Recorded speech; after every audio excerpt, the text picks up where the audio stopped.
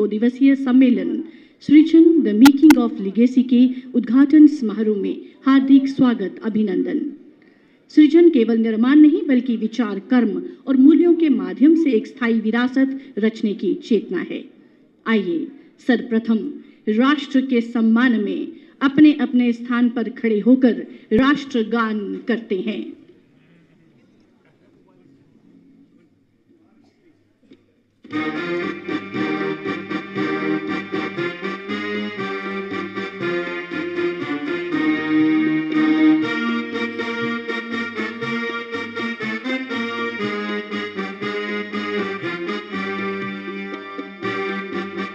ये हमें याद दिलाता है कि जब सोच में रोशनी होती है तो रास्ते अपने आप बनते हैं।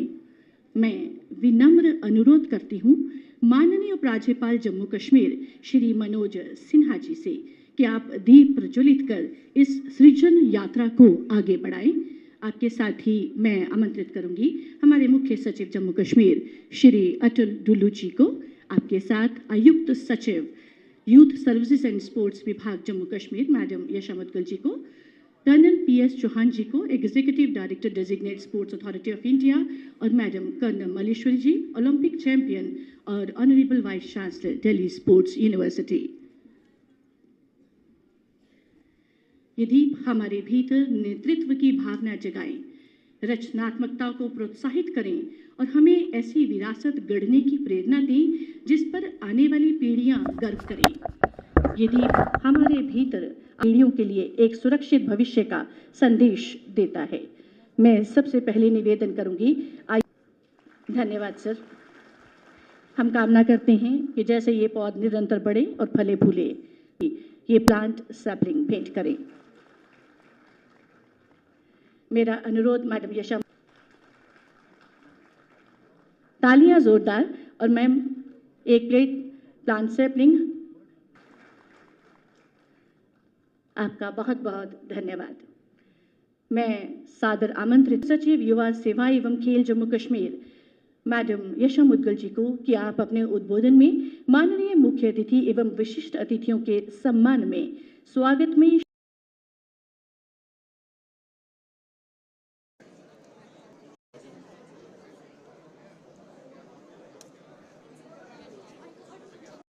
today by Honorable Lieutenant Governor Jammu and Kashmir Shri Manoj Sinha ji,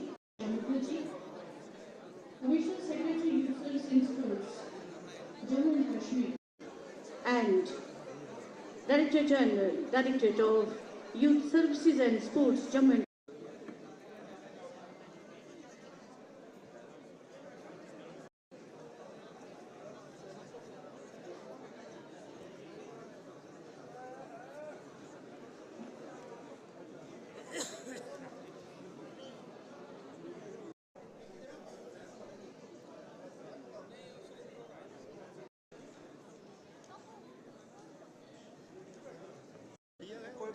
बंदे की नमाज भेजा हां बाबा कोई बात बंदे की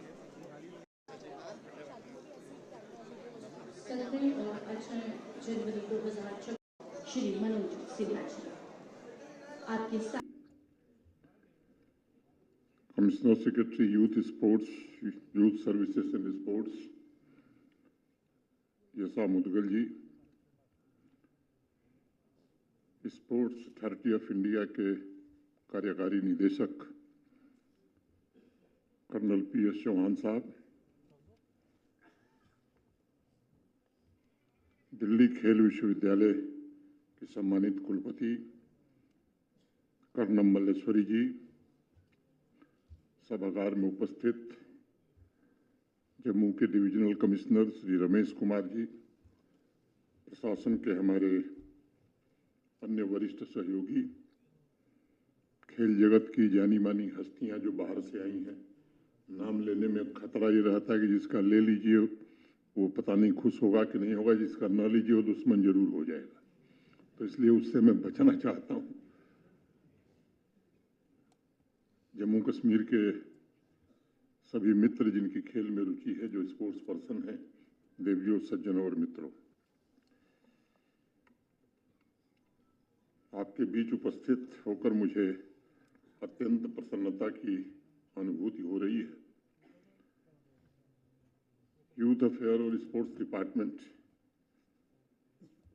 की इस प्रकार की पहल, जिसके कारण एक नेशनल लेवल स्पोर्ट्स कॉन्फ्रेंस का आयोजन हो रहा है, मैं डिपार्टमेंट को इस आयोजन से जुड़े हुए सभी साथियों को हृदय से बधाई देना चाहता हूं। मुझे लगता है कि ये 2 दिवसीय कॉन्फ्रेंस देश तथा जम्मू कश्मीर के प्रख्यात खिलाड़ियों, sports administration, industry, business leaders, officials को स्पोर्ट्स सेक्टर के सामने जो चुनौतियां मौजूद हैं और अन्य महत्वपूर्ण विषयों पर विचार विमर्श करने का एक अच्छा प्लेटफॉर्म प्रदान करेगा। और मेरा आग्रह होगा कि सही मायने में और सही दृष्टिकोण से विचार किया जाए, चुनौतियां क्या हैं, हमारी अपनी कमियां क्या हैं। मैं जानता हूं कि कमियां दूर करना बड़ा कठिन काम होता है, लेकिन अगर इस सम्मेलन में कुछ भी हम दूर कर सके तो मैं समझता हूं कि स्पोर्ट्स का बहुत बड़ा भला हम करने वाले हैं। मेरा पूरा विश्वास है कि इस कॉन्फ्रेंस में मौजूद हस्तियों का सामूहिक अनुभव और विजन जम्मू कश्मीर के अलावा हर क्षेत्र की परिस्थिति के मुताबिक स्पोर्ट्स के पुनरुत्थान का मार्ग प्रशस्त करेगा, ताकि अंतर्राष्ट्रीय स्तर पर भारत की बढ़ती ताकत को भी ऐतिहासिक स्तर पर पहुंचाया जा सके और उसमें जम्मू कश्मीर का भी उचित प्रतिनिधित्व हो सके। इस कॉन्फ्रेंस के एजेंडा आइटम को मैंने देखा है। मुझे विश्वास है कि आने वाले भविष्य में नए रोड मैप तैयार हो सकेंगे इन 2 दिनों में। मैं समझता हूं कि उन सभी एजेंडा आइटम्स का 2 मुख्य काम है। पहला, ओलंपिक और इंटरनेशनल टूर्नामेंट में उत्कृष्टता हासिल करना। दूसरा उद्देश्य जो स्पष्ट रूप से दिखाई पड़ता है, जनमानस विशेष रूप से बच्चों और युवाओं के बीच एक सशक्त स्पोर्ट्स कल्चर को बढ़ावा देना। मैं मानता हूं कि भारत के माननीय प्रधानमंत्री आदरणीय नरेंद्र मोदी जी के नेतृत्व में इन दोनों लक्ष्यों को प्राप्त करने की दिशा में भारत ने भी कई माइलस्टोन तय किए हैं पिछले 10-11 वर्षों में। पिछले वर्ष जुलाई में प्रधानमंत्री जी के मार्गदर्शन में नेशनल स्पोर्ट्स पॉलिसी 2025 देश के सामने आई, उसे लागू किया जा रहा है और जिसका उद्देश्य देश को वैश्विक खेल महाशक्ति के रूप में स्थापित करना, खेल की प्रतिभाओं की शीघ्र पहचान करना और उसे तैयार करने के लिए तंत्र सहित जमीनी स्तर से लेकर शीर्ष स्तर तक खेल के कार्यक्रमों को सुदृढ़ करना, प्रतिस्पर्धी लीग और प्रतियोगिताओं की स्थापना को और ज्यादा बढ़ावा देना, ग्रामीण तथा शहरी दोनों क्षेत्रों में खेल के बुनियादी ढांचे का विकास करना, प्रशिक्षण, कोचिंग, खिलाड़ियों को सहयोग के लिए एक विश्व स्तरीय प्रणाली भारत में विकसित हो सके, इसकी तैयारी में देश है। अगर 10 साल पहले के स्पोर्ट्स के परिदृश्य को देखें तो समाज में एक अलग प्रकार की धारणा थी। जब हम लोग पढ़ते थे स्कूल में तो बचपन से एक ही गाना जानते थे कि पढ़ोगे लिखोगे तो बढ़ोगे, आगे बढ़ोगे और खेलोगे कूदोगे तो बर्बाद हो जाओगे। इस मानसिकता में देश के युवा बच्चे जीते थे। अब वो मानसिकता से देश बाहर निकला है और अब लोगों को समझ में आ रहा है कि नहीं, पढ़ाई लिखाई जितनी ज़्यादा महत्वपूर्ण है उससे कम महत्वपूर्ण खेल नहीं है। और ये व्यापक भावना देश में अब बलवती हो जा रही है, जिसका लाभ मुझे लगता है कि आने वाले समय में देश को जरूर मिलेगा। सबसे बड़ी बात यह है कि उस मानसिकता को बदलने में पिछले 10-11 वर्षों में जो काम हुआ है, स्पोर्ट्स को भी कैरियर के रूप में अब युवा देख रहा है। अपने से अनेक लोग जानते हैं कि भारत ने टोक्यो ओलंपिक और पेरिस ओलंपिक में अब तक सबसे अधिक पदक जीतने का सौभाग्य देश को प्राप्त हुआ है। Tops target Olympic podium scheme के माध्यम से स्पोर्ट्स पर्सन्स को व्यापक सहयोग दिया जा रहा है। देश के कोने कोने में खेलो इंडिया सेंटर एक जन आंदोलन का स्वरूप ले रहा है और निश्चित रूप से इसके कारण स्पोर्ट्स कल्चर समृद्ध भी हो रहा है। खेलो इंडिया सेंटर्स में भी ट्रेनिंग और उसके पश्चात प्रदर्शन के दृष्टिकोण से देखा जाए तो कॉमनवेल्थ और एशियन गेम्स में हमारे देश की सफलताओं ने अन्य इंटरनेशनल टूर्नामेंट में हमारे प्रदर्शन में सुधार की एक किरण हमें दिखाई है, उम्मीद जगाई है। फिर भी मैं समझता हूं कि हमें अभी बहुत लंबा रास्ता तय करना है। इतना बड़ा देश ओलंपिक जैसे बड़े स्पोर्ट्स एरेना में भी हम कैसे दमदार प्रदर्शन करें, इसके लिए मेरे पूर्व के वक्ताओं ने बहुत बातें कही हैं, मैं दोहराना नहीं चाहता हूं। मैं इस कॉन्फ्रेंस के माध्यम से sports federation, sports council, sports administrators, experts, industry leaders, officers, इनसे ये मैं जरूर आग्रह करना चाहता हूं, स्ट्रेटेजिक स्पोर्ट्स डेवलपमेंट प्लान क्या हो सकता है और क्या हम खेलों को भी राजनीति से दूर रख सकते हैं। हम सब कहते हैं, लेकिन मुझे लगता है ये केवल कहते हैं। कुछ ऐसे क्षेत्र हैं जहां राजनीति का कोई वास्ता नहीं होना चाहिए, लेकिन दुर्भाग्य है कि राजनीति वहां भी बहुत हावी हो जाती है। अच्छी प्रतिभा के बच्चे, मुझे लगता है जिनके पास वास्तव में प्रतिभा है, किन्हीं कारणों से चूक जाते हैं। अगर वास्तव में हम भारत को एक बड़ी ताकत के रूप में स्पोर्ट्स में देखना चाहते हैं तो हर स्तर पर हमें पूर्वाग्रहों से मुक्त होना होगा। किसी भी चयन पर संदेह पैदा हो, मुझे लगता है इस परिस्थिति से देश को आगे निकलना होगा। मैं मानता हूं कि आज़ादी के बाद से ही स्पोर्ट्स सेक्टर को जिस चुनौती से जूझना पड़ा था, वह था स्पोर्ट्स कल्चर का अभाव, खासतौर से ग्रामीण इलाकों में और शहरी इलाकों में भी। स्पोर्ट्स और स्टडीज में बड़ा भेदभाव और स्पोर्ट्स सेक्टर इसी के कारण मैं समझता हूं कि उपेक्षा का शिकार था। जम्मू कश्मीर में कुछ चीजें बदली हैं काफी 4-5 वर्षों में। सेक्रेटरी यूथ एंड स्पोर्ट्स ने, अभी हमारे चीफ सेक्रेटरी साहब ने जिन बातों को बताया मैं उनसे दोहराना नहीं चाहता, लेकिन एक बात मैं जोर देकर के कहना चाहता हूं, विकास और खेल तभी संभव है जब शांति रहेगी। अशांति में न खेल हो सकता है न विकास हो सकता है। तो जहां युवा और खेल विभाग का योगदान है, मैं समझता हूं हमारे सुरक्षा बलों का भी इस काम में बड़ा योगदान है जम्मू कश्मीर के विकास में और जम्मू कश्मीर के स्पोर्ट्स कल्चर को यहां तक ले आने में। चीफ सेक्रेटरी साहब ने ठीक कहा कि खेल स्पोर्ट्स केवल जीत हार या मनोरंजन तक सीमित नहीं है, बल्कि एक ऐसी शक्ति है जो इंसान को गढ़ती है, समाज को जोड़ती है और राष्ट्र निर्माण में भी बड़ी महत्वपूर्ण भूमिका का निर्वहन करती है।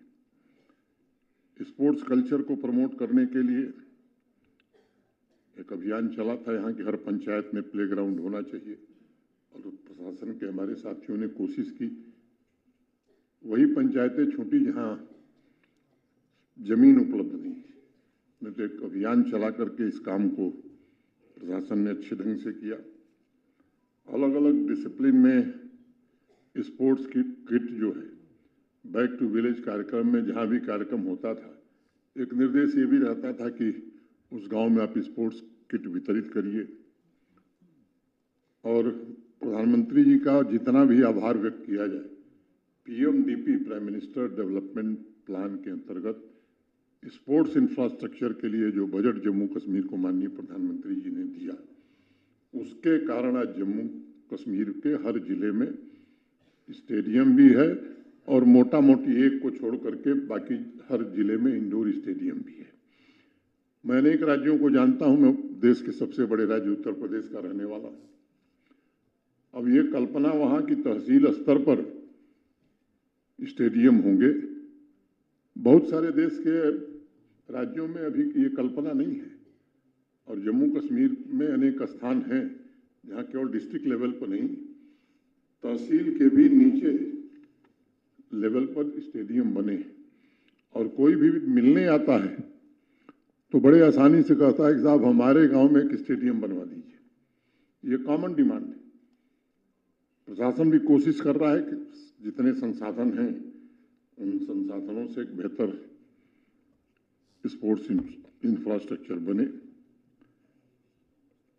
सबसे बड़ी कई बातों का जिक्र सेक्रेटरी साहिबा ने किया है। माई यूथ माई प्राइड, हर दिन खेल, सभी के लिए खेल, अनेक अभियान पिछले कुछ वर्षों में चले हैं और इन कार्यक्रमों के द्वारा बच्चों और युवाओं को भारी संख्या में स्पोर्ट्स एक्टिविटीज में पार्टिसिपेट करने का अवसर मिला है। ये आपने प्रेजेंटेशन देखा है कि किस तरह से पार्टिसिपेंट्स की संख्या बढ़ी है। अब अनेक इस तरह के डे नाइट स्पोर्ट्स टूर्नामेंट वहाँ होने लगे जहाँ दिन में भी लोग जा नहीं सकते थे। बताया गया कि 2022 में जम्मू कश्मीर की स्पोर्ट्स पॉलिसी लॉन्च हुई ताकि एथलीट बेहतर प्रदर्शन कर सकें। बहुत सारी बातें उस पॉलिसी में कही गई हैं। निजी तौर पर मैं मानता हूं कि युवाओं के लिए स्पोर्ट्स जीवन की वह पाठशाला है जहां अनुशासन, मूल्य और नेतृत्व किताबों से नहीं बल्कि मैदान में कड़ी मेहनत, पसीने बहाकर अनुभव से सीखे जाते हैं। और जब हम स्पोर्ट्स को सही दिशा और अवसर दे पाने में समर्थ होते हैं तो उससे सामाजिक चेतना, राष्ट्रीय प्रगति और पूरे समाज का सशक्तिकरण होता है। और इसलिए इस बात पर सदैव बल देना चाहिए कि व्यक्तिगत स्तर पर स्पोर्ट्स युवाओं में आत्मविश्वास पैदा करके उन्हें अपनी क्षमता पर भरोसा करना, लक्ष्य तय करना और उस लक्ष्य को पाने के लिए निरंतर प्रयास करना, ये वो सीख सकें। स्पोर्ट्स से बेहतर लर्निंग का कोई दूसरा विकल्प नहीं है, क्योंकि मैदान में मिली सफलता उत्साह तो बढ़ाती है, साथ ही अगर हार मिलती है तब उससे युवा की चेतना को धैर्य, सहन शक्ति और भावनात्मक मजबूती भी मिलती है। मैं समझता हूं कि यही अनुभव नौजवानों को जीवन की कठिन परिस्थितियों का साहस और दृढ़ता के साथ सामना करने के लिए तैयार भी करता है। मुझे एक बात ध्यान में आ रही है। इसी सभागार में एक स्पोर्ट्स पर्सन उपस्थित हैं, नेशनल स्विमिंग चैंपियन भी हैं, दोनों हाथ नहीं है उनके पास। नाम मैं नहीं लेना चाहता हूं। ताइक्वांडो के भी अच्छे प्लेयर हैं, उसमें भी सिल्वर मेडल उन्होंने 2021 में लिया। अब अपनी गाड़ी खुद वो चलाते हैं और गाड़ी बहुत अच्छी चलाते हैं। मैं खुद उनकी गाड़ी में बैठ करके सफर किया। अब उनको ड्राइविंग लाइसेंस चाहिए, दौड़ते दौड़ते उनका जूता घिस गया तो मेडल ले आए। और प्रशासन में ऐसे लोग हैं जो उसको मान्यता न दें तो दिक्कतें होती हैं। और इसलिए मुझे लगता है कि हमें भी अपने माइंडसेट को बदलना होगा, क्योंकि स्वर्ण पदक लाने के बाद तो पूछने वाले बहुत हो जाते हैं। मुझे लगता है कि जो बच्चा खेल में आगे जा रहा है या कोशिश कर रहा है, उसे कैसे हम और आगे ले जा सकें, ये अगर एक इस तरह का वातावरण मैं समझता हूं कि हम बना सके तो और बेहतर हम कर सकते हैं। और सही कहा गया कि जज्बा भी है, जुनून भी है, क्षमता भी है, कोई कमी नहीं है यहाँ के नौजवानों में।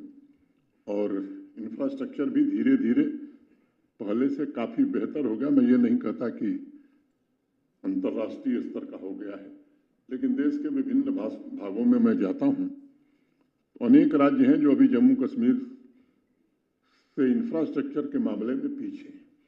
और बेहतर हो इसकी जरूर कोशिश की जाएगी।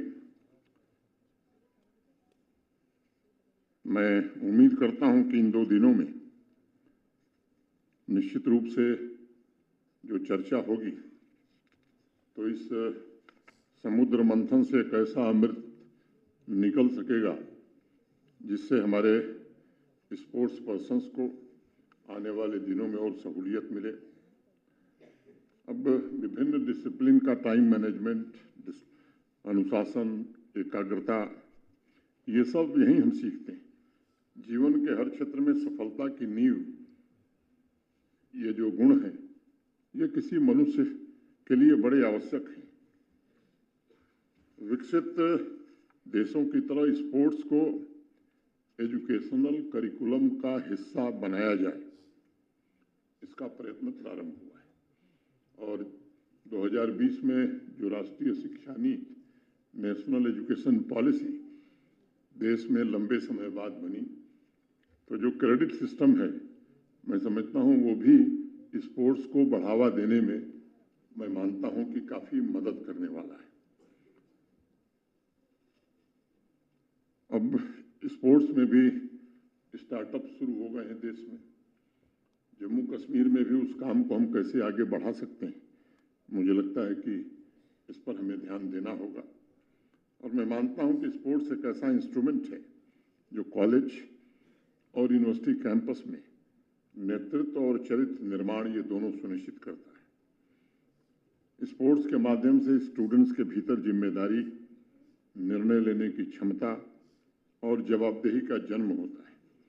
और आगे चलकर भविष्य में यही लोग स्वाभाविक रूप से नेतृत्वकर्ता बनते हैं, जिसका प्रभाव एजुकेशन पर, एंटरप्रेन्योरशिप पर, पब्लिक सर्विस पर विशेष रूप से पड़ता है। ये सच है कि स्पोर्ट्स का आर्थिक और विकासात्मक प्रभाव भी बहुत गहरा होता है। Training, coaching, infrastructure, event management, sports science, sports medicine, media, अनेक क्षेत्रों में अब रोजगार के नए अवसर पैदा हुए हैं। जम्मू कश्मीर में भी स्पोर्ट्स पर्सन के रोजगार के अवसरों के बारे में क्या किया जा सकता है, इस पर भी हमें विचार करना होगा। स्पोर्ट्स इंफ्रास्ट्रक्चर में निवेश से स्कूल और कॉलेज स्तर पर टैलेंट्स को आगे बढ़ने का अवसर मिलता है। कैंपस में और अधिक रचनात्मक, उत्पादक और संतुलित व्यवस्था हम स्पोर्ट्स के माध्यम से बना सकते हैं और एक मजबूत भारत की आधारशिला तैयार करने में इससे बड़ा योगदान मिलेगा। एक दूसरा पहलू आर्थिक विकास से हट करके भी है, जो एक भारत श्रेष्ठ भारत के लिए बड़ा आवश्यक है। हम सब जानते हैं कि स्पोर्ट्स का प्रभाव सिर्फ एक एथलीट या एक स्पोर्ट्स पर्सन तक सीमित नहीं होता, बल्कि उससे आगे बढ़कर पूरे समाज पर उसका प्रभाव पड़ता है और समाज में एक जागृति आती है। अलग अलग स्पोर्ट्स डिसिप्लिन राष्ट्रीय पहचान और हमारे गौरव को मजबूत करते हैं। स्पोर्ट्स पर्सन की उपलब्धियां करोड़ों लोगों को, लाखों लोगों को प्रेरित करती हैं और सामूहिक उपलब्धि का भाव भी जागृत करती हैं। और आज निश्चित रूप से मैं देश में भी ऐसे लोग हैं और यहाँ भी जम्मू कश्मीर में भी हैं स्पोर्ट्स पर्सन जो एक रोल मॉडल की तरह युवाओं को बड़े सपने देखने और मेहनत करने की प्रेरणा दे रहे हैं। जब एक युवा उद्देश्य और जुनून के साथ खेलता है तो वो केवल मैच नहीं जीतता है, बल्कि भारत के भविष्य को आकार देता है। स्पोर्ट्स के मैदान में जाति, धर्म, भाषा, आर्थिक स्थिति, ये सारे भेद मिट जाते हैं। टीम स्पिरिट में समझता हूं कि आपसी सम्मान, सहयोग और विश्वास को सबसे ज्यादा बढ़ाती है। समुदायों को भी एक साथ लाने में स्पोर्ट्स का बड़ा भारी योगदान है। गर्व और एकता के साथ जब आपस में भाईचारे का संबंध बना करके एक खिलाड़ी दूसरे खिलाड़ी से ये समय साझा करता है तो उसका प्रभाव समाज पर बड़ा व्यापक रूप से पड़ता है। जब अलग अलग पृष्ठभूमि के युवा साथ खेलते हैं, जीतते हैं, समाज को समानता और सामूहिक शक्ति का एक मजबूत संदेश उससे मिलता है और तब एक भारत श्रेष्ठ भारत की परिकल्पना को भी मजबूती मिलती है। और इसलिए आज इस महत्वपूर्ण कॉन्फ्रेंस में मैं आपसे आग्रह करूंगा कि भविष्य में मेडल विनर्स तैयार करने के लिए या अच्छे स्पोर्ट्स पर्सन तैयार करने के लिए इन 2 दिनों में आप जरूर विचार करेंगे। मुझे जो लगता है, मैं कोई स्पोर्ट्स पर्सन नहीं हूं। जहां मैं पैदा हुआ वहाँ कोई इंफ्रास्ट्रक्चर नहीं होता था, तो कबड्डी, वॉलीबॉल और कुश्ती यही खेल हम लोग जानते थे। दुर्भाग्य यह है कि जो देश के पारंपरिक खेल हैं उनको भी हम आगे विकसित नहीं कर पाए। अब उस पर देश ध्यान दे रहा है। सबसे पहले हमें स्पोर्ट्स को सामुदायिक जीवन का हिस्सा बनाने पर योजना भी बनानी चाहिए, उस पर बल भी देना चाहिए। स्पोर्ट्स केवल स्टेडियम या कंपटीशन तक सीमित न रहे, बल्कि गांव, मोहल्ले, गलियों, खुले मैदानों, रोजमर्रा की गतिविधि स्पोर्ट्स कैसे बन जाए जम्मू कश्मीर में, अगर ये हम सुनिश्चित कर सके तो मैं मानता हूं कि हम लक्ष्य के नजदीक पहुंचेंगे। जो बात डुल्लू साहब ने कही, स्पोर्ट्स कल्चर की नींव बचपन में ही रख दी जाए, इस पर आप चिंतन भी करें, योजना भी बनाएं और योजना कागज से जमीन तक पहुंचे, इसके लिए श्रम भी हम करें। और इसलिए स्कूल हो, पंचायत के प्लेग्राउंड हो, लोकल क्लब, इनमें बच्चों को अधिक से अधिक खेलने का अवसर मिले। इससे कम उम्र में उन बच्चों को आत्मविश्वास, सहयोग और टीम भावना का विकास होगा। मैं समझता हूं हर सामाजिक वर्ग के टैलेंट को आगे आने का अवसर देने का ये सबसे सशक्त माध्यम बन सकता है। स्थानीय स्तर पर, लोकल लेवल पर स्पोर्ट्स एक्टिविटीज को लीड करने के लिए क्या वॉलंटियर्स की टीम हम डेवलप कर सकते हैं? समाज की सक्रिय भागीदारी से स्पोर्ट्स के प्रति जिम्मेदारी और स्वामित्व की भावना क्या समाज में विकसित करने में हम सफलता पा सकते हैं? यह व्यवस्था नई पीढ़ी को प्रेरित करेगी। एक बड़ा छोटा सुझाव मैं दे रहा हूं। मैंने सामान्य रूप से कई राज्यों में स्कूली स्तर पर डिस्ट्रिक्ट लेवल की रैलियां होती हैं, उसमें सभी स्कूल के बच्चे भाग लेते हैं।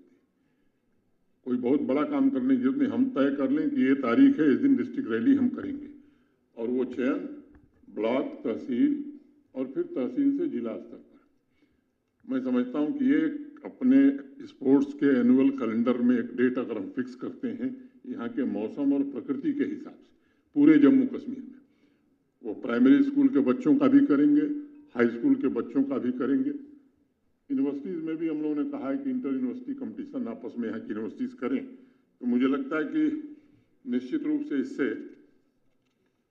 हमें आगे बढ़ने में मदद मिलेगी। स्पोर्ट्स को एजुकेशन और लाइफ स्किल्स से कैसे जोड़ा जाए ताकि युवाओं के सर्वांगीण विकास में ये सहायक हो सके और स्पोर्टिंग करियर नई ऊंचाई पर पहुंच सके। स्पोर्ट्स की विभिन्न डिसिप्लिन में खासतौर से महिलाओं और युवाओं की भागीदारी को ज्यादा से ज्यादा हम कैसे प्रोत्साहित कर सकें।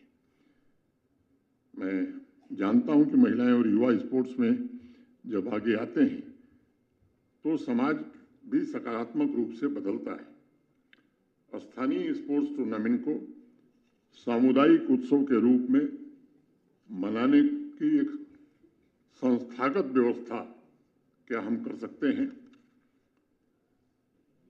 हम सब जानते हैं कि फुटबॉल और क्रिकेट यहाँ मैच केवल खेल नहीं है, एक जुनून है। और यहाँ जब भी ये मैच होते हैं तो लगता है कि कोई त्योहार आ गया। बड़ी संख्या में लोग, आवाम के सभी वर्ग, लोकल बिजनेस, सांस्कृतिक गतिविधियों की भागीदारी, अनेक प्रकार के कार्यक्रम होते हैं और इस तरह के टूर्नामेंट लोगों में एकता की भावना भी पैदा करते हैं।